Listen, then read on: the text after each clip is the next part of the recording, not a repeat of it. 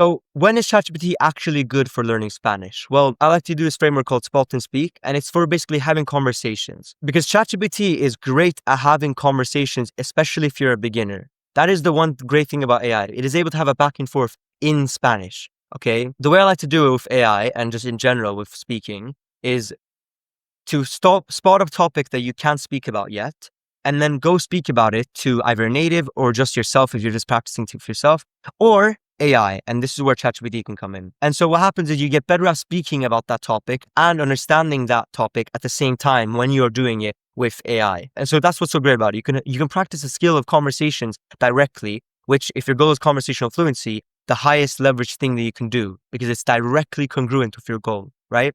It's the reason why I recommend AI so much for learning Spanish in this way. And I wish that I could have also used it, is because there's zero embarrassment. It's available 24/7. There are infinite amount of topics you can talk about with them, and it has infinite patience. It won't ever get mad at you, right? Where ChatGPT does great is it can be a patient language partner.